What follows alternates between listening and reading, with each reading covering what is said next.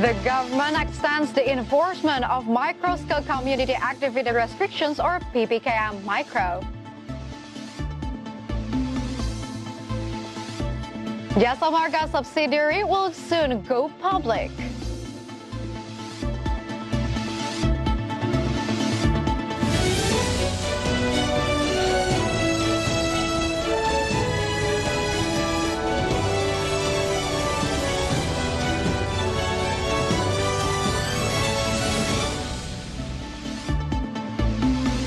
Good afternoon, viewers. Market Headlines is ready to provide you a number of informations from business, economic, and capital market sectors. With me, Claranta Wijaya, and this is Market Headlines.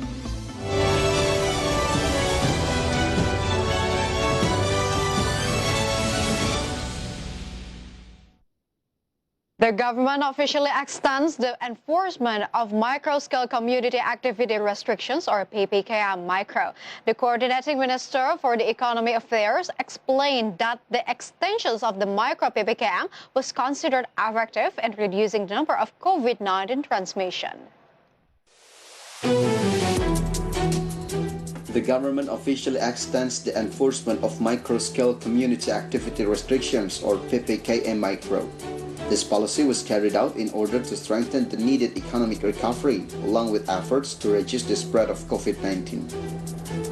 The Coordinating Minister for the Economic Affairs, Erlangga Hartarto, explained that the extension of the micro PPKM was supported by the rate of decreasing the number of COVID-19 cases. Based on the data, since the implementation of the PPKM Micro, the rate of active COVID-19 cases decreased by 71% in 7 provinces.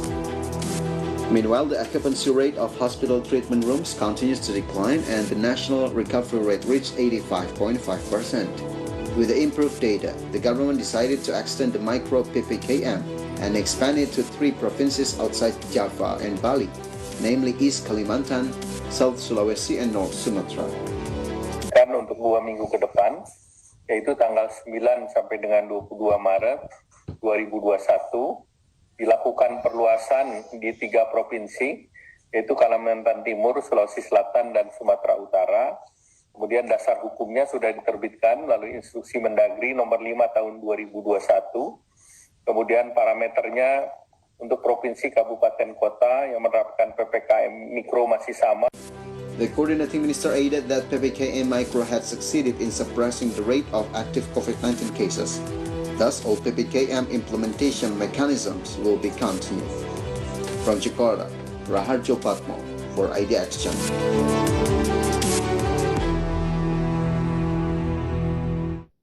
On the other hand, economic observers appreciate the government's policy of extending micro PPKM in an effort to deal with the COVID-19 pandemic. But however, observers ask the government to continue to pay attention to the implementations of the PPKM policy, which is considered relatively weak.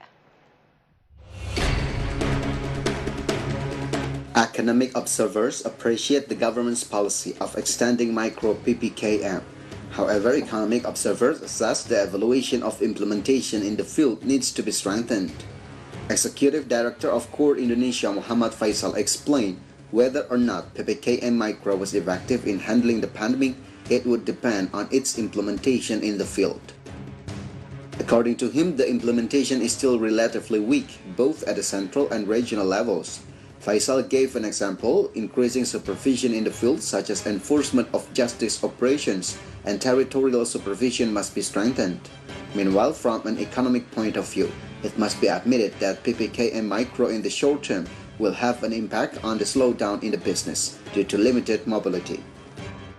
PPKM saya rasa ini akan diharapkan untuk bisa menahan laju pencegahan penyebaran daripada COVID-19 yang lebih luas ya, sehingga walaupun dalam jangka pendek dampak terhadap ekonomi akan terjadi kontraksi dari sisi kinerja di dunia usaha, tapi dalam jangka yang lebih panjang ini akan menguntungkan juga dari sisi ekonomi kalau kemudian ini berdampak pada penurunan penyebaran kasus COVID-19. Previously, the government officially extended the implementation of the micro PPKM until March 22, 2021. This step is expected to reduce the number of COVID-19 transmission. From Jakarta, Raharjo Patmo for IDX Channel. Moving on to the next coverage, Minister of Finance Sri Mulyani Indrawati warns all people to immediately report income tax 2020 before the end of the month. It is to avoid a system crash. The Minister of Finance urged taxpayers to immediately report their income tax through online systems such as e-filing tax. The Finance Minister explains that the faster taxpayer reports, it will avoid server disturbance, which usually occurs at the end of reporting period. The deadline for the annual income tax reporting is in the end of March of the following calendar year, while for the corporate or corporation level, it is in April 30th, 2021. Dari tahun ke tahun kita tahu bahwa akan sudah makin meningkat penggunaan dan terutama dalam situasi COVID ini, saya berharap untuk bisa menggunakan SPT elektronik secara lebih banyak dan lebih awal sehingga menghindari terjadinya jam biasanya pada hari-hari terakhir. According to the Tax Directorate data, up to March 8, 2021, there has been 5.15 million tax reports. Around 96% or more than 4.8 million tax reports came through online submissions, so-called as e-filing. In Jakarta, Raja Patmo for IDX Channel.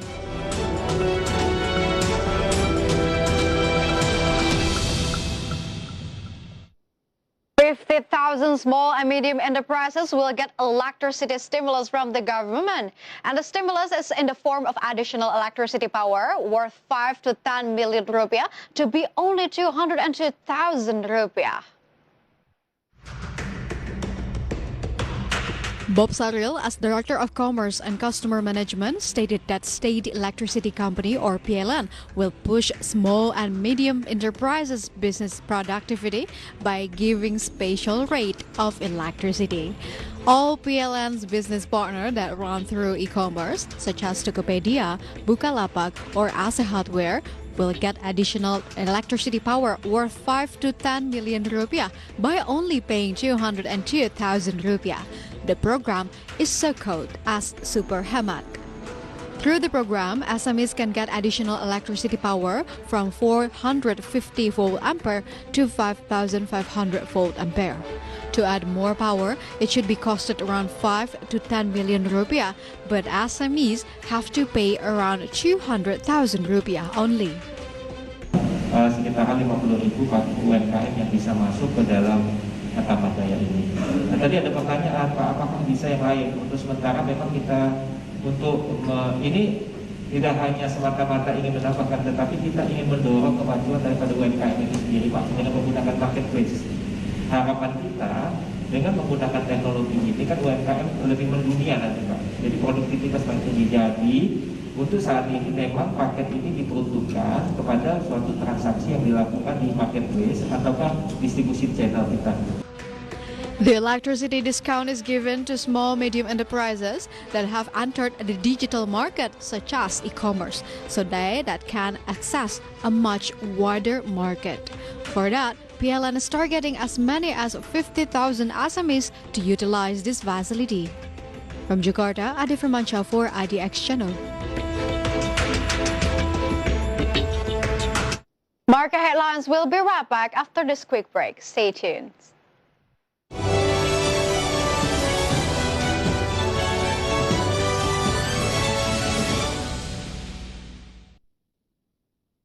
PT Garuda Indonesia Persero Tbk telah melakukan pemutusan kontrak penyewaan 12 pesawat bombardir CGR-1000. Kita memutuskan untuk mengembalikan 12 pesawat bombardir CRJ-1000. Pemerintah berencana memberikan insentif pajak penjualan atas barang mewah atau PPNBM untuk kendaraan bermotor. Tujuan dari insentif ini adalah dalam rangka mendorong pemulihan ekonomi lebih cepat.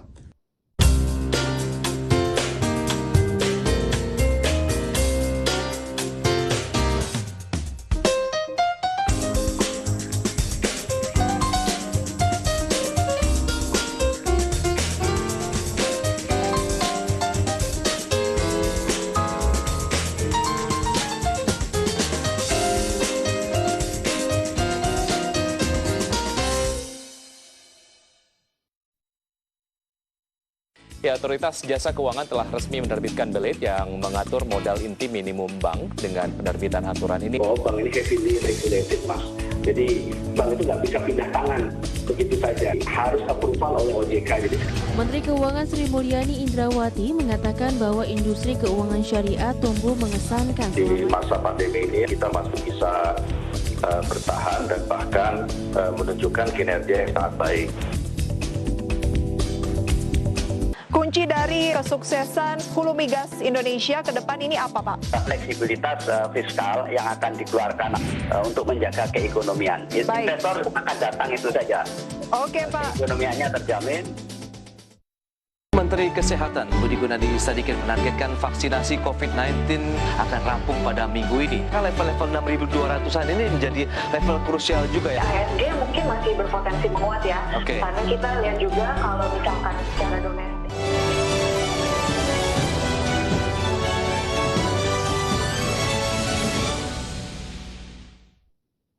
Welcome back to Market Headlines. Swiss voters narrowly approved a free trade agreement with Indonesia in binding referendum on Sunday with lower tariffs on palm oil imports, and the main issue is in the national debate.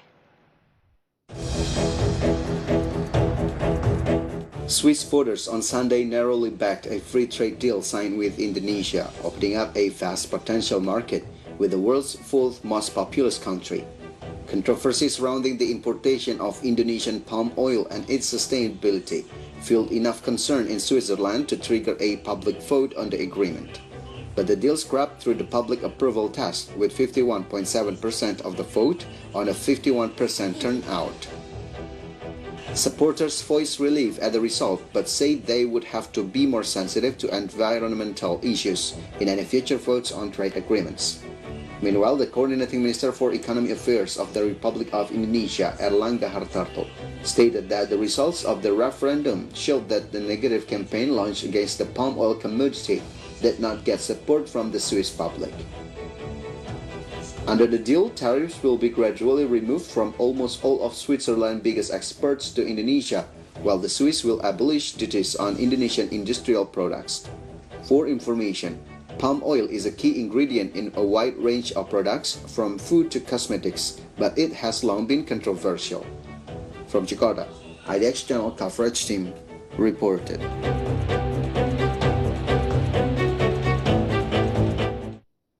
The problems related to the trade agreement between Indonesia and European Free Trade Associations are increasingly pointing to the bright spot after the Swiss referendum shows positive results for Indonesia to be able to continue to carry out trading activities with EFTA, especially palm commodity exports. And before we look at the data related to the Indonesian palm oil industry, let's first take a look at the information about Indonesia and EFTA Comprehensive Economic Partnership Agreement in the graphic. Through your screen, we can see who are the members for the EFTA. We can see there is Switzerland, Norway, Iceland, Liechtenstein. And what about the partnerships that Indonesia to get the tariff eliminations of 7,042 tariff posts from Switzerland and Liechtenstein. And the second one is that 6,000 tariff posts from Norway. And the last one is that 8,100 tariff from Iceland. When we talk about the Indonesian exports to EFTA in 2020, we can see that the total exports is nearly $3.4 billion US, and the total trade surplus is $1.6 billion US dollar. So under the free trade agreement, both parties would gradually reduce or abolish import duties on industrial products.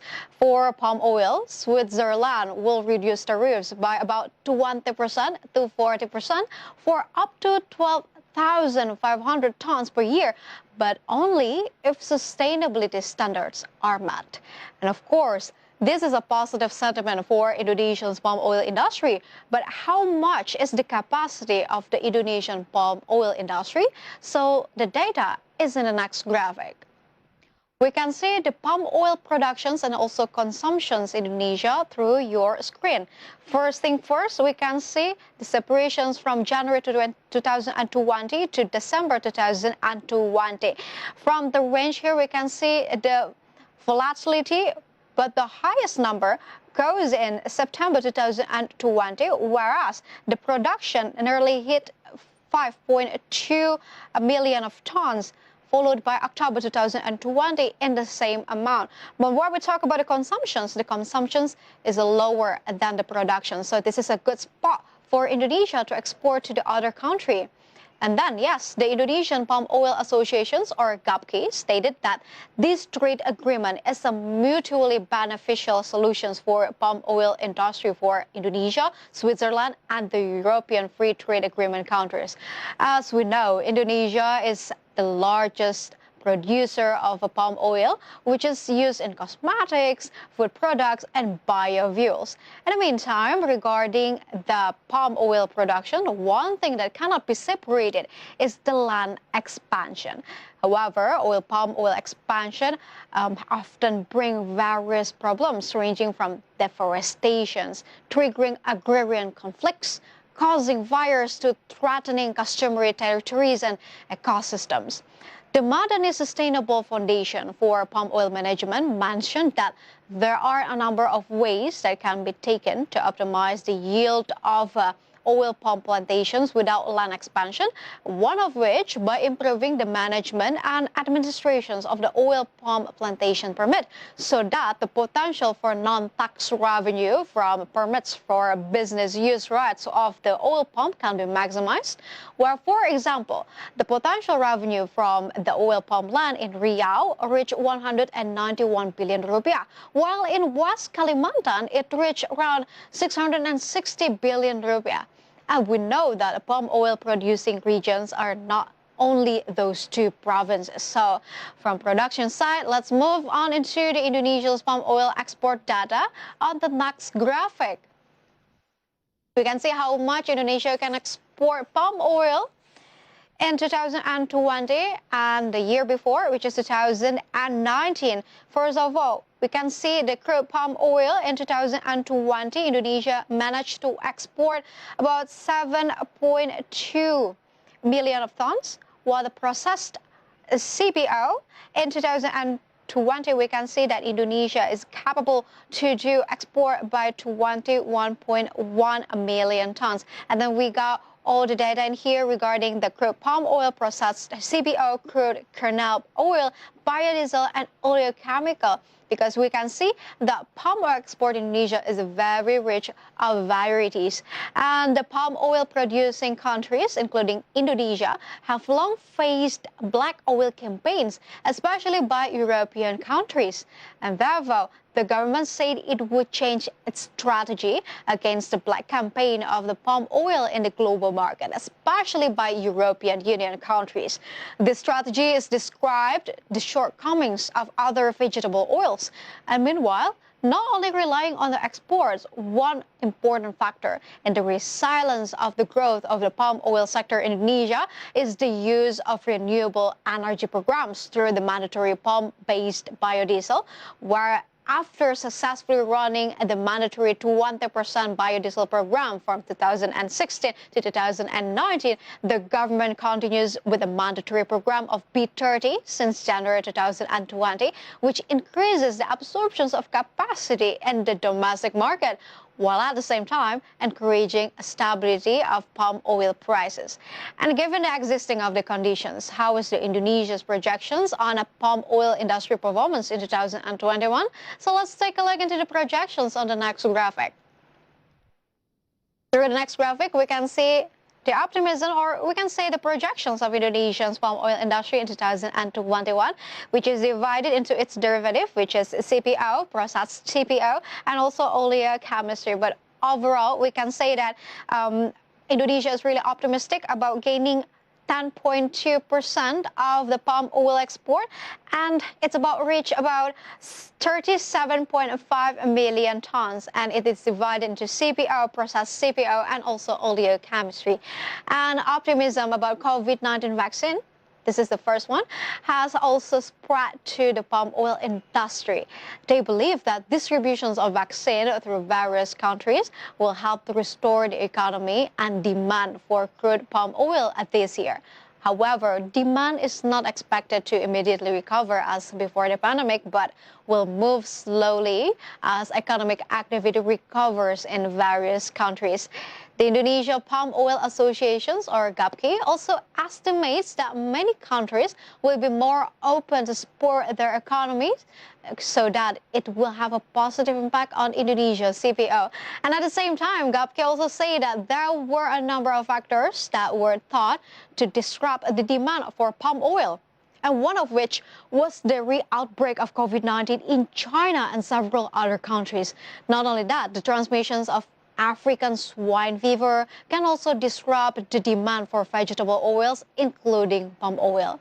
And yes, viewers, hopefully in the future, all products from Indonesia, including palm-based products, will still uphold the sustainability aspect so that there will be no more resistance from any party. And stay tuned for market headlines because we will be right back after this quick break.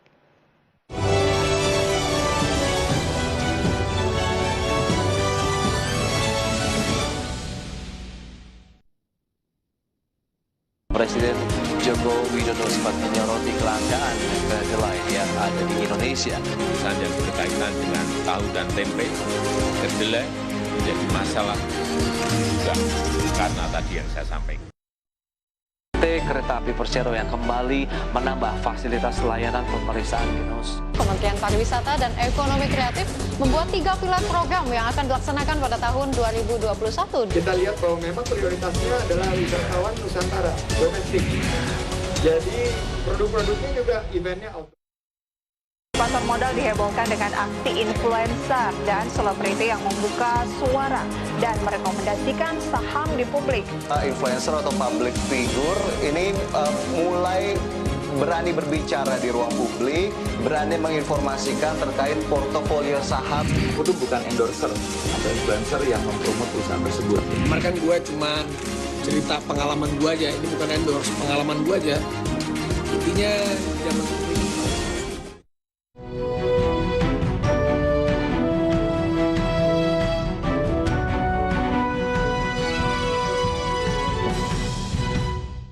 Street kompak menghijau pada akhir perdagangan Jumat lalu di mana S&P 500 mencetak rekor penutupan tertinggi. Kita akan review bagaimana pergerakan indeks nanti begitu pada saat opening market. Perlu melihat beberapa minggu ke depan itu cenderung turunnya konsisten atau tidak. Kalau kita lihat dari segi global memang akan sangat mempengaruhi, apalagi kemarin yield Saham MNC Land atau KPIG kembali lagi menjadi jawara, naik hingga 34%. Menteri Kesehatan Budi Gunadi Sadikin menargetkan vaksinasi COVID-19 di Pelantikan Presiden Amerika Serikat terpilih Joe Biden diyakini akan meningkatkan penggunaan energi terbarukan. Pertama dari melemahnya IHSG di hari ini, pemirsa, industri turun 2,43%. PT Aneka Tambang TBK atau Antam ini mengajukan banding atas putusan Pengadilan Negeri Surabaya. Saham Antam minus 6,73%, level 3.000-an sudah ditinggalkan. dijadikan sebagai salah satu alasan atau momentum untuk orang take profit ya, gitu ya.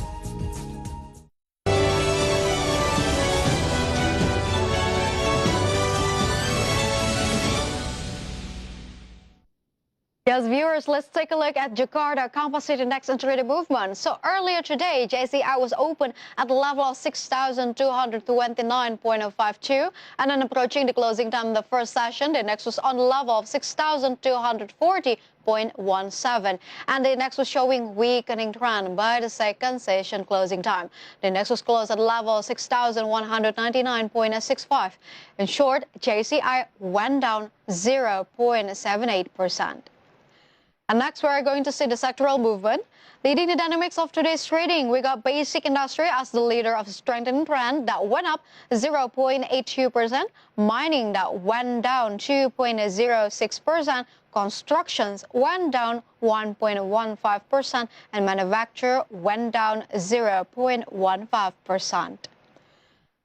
And moving on to the top gainers and the top losers, here are the key highlights from today's trading sessions. We got Fran that went up 6.02%. We got Bank that went up 14.94%. We got PMRI that went up 0.78%. And UNIQ went up 25.16%. And meantime, for the top losers for today's trading sessions, we got ANTM that went down 2.63%. We got BBCA that went down 1.26%. We got BBRI that went down 2.96%. And INCO that went down 6%. Next, we're going to see the intraday movement of rupiah towards US dollar. So rupiah opened at the level of 14,400. Rupiah was also showing weakening trend towards US dollar. I was closed at the level of 14,508. In summary, rupiah went down 1.46%.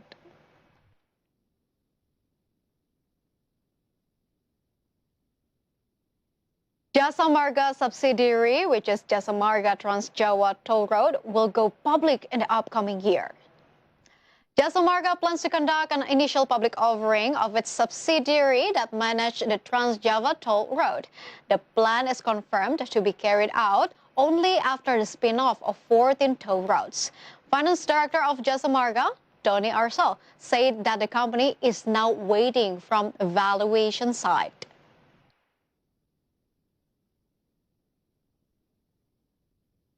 Yang kita siapkan sebetulnya untuk dilakukan IPO terhadap Trans Jawa Area. Kita punya 14 ruas ya, yang bisa kita spin off ke dalam subholding Trans Jawa tadi.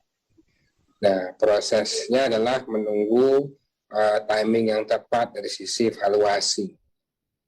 Step aside from market conditions, as coronavirus pandemic takes a big growth on current economic situations, here it is an update data about coronavirus globally.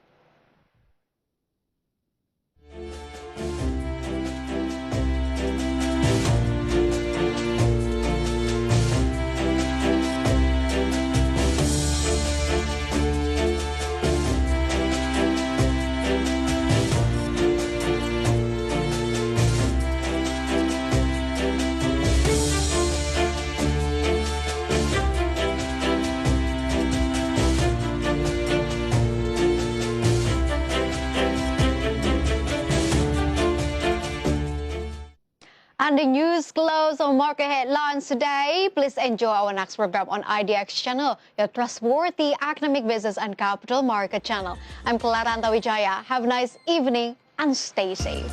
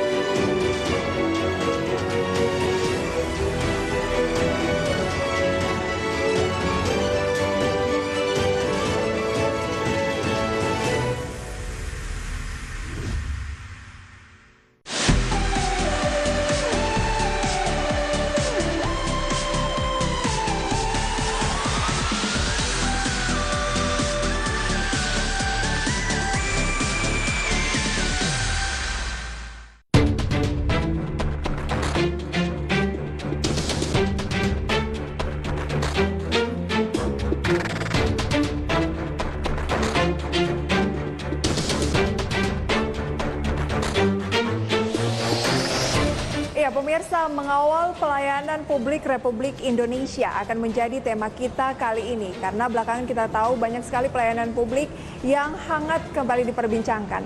Lantas, seperti apa Ombudsman melakukan perannya dalam hal ini? Saya akan langsung berbincang pemirsa bersama dengan Bapak Amsulian Rifai. Beliau adalah Ketua dari Ombudsman Republik Indonesia. Halo Bapak, halo, apa kabar? Terima kasih banyak untuk waktunya. Ya, terima kasih juga sudah hadir di Ombudsman. Iya, kita akan berbincang cukup banyak Pak ya. Kejadian-kejadian yang hangat diperbincangkan mengenai pelayanan publik belakangan ini nih. Mulai dari mungkin beberapa BUMN. Tapi mungkin Bapak mau ajak saya dulu lihat-lihat seperti apa sih gedung dari Ombudsman Republik Indonesia ini, Pak? Ya, silakan dengan senang hati. Saya akan tunjukkan beberapa ruangan kita. Baik, Pak. Ya, silakan.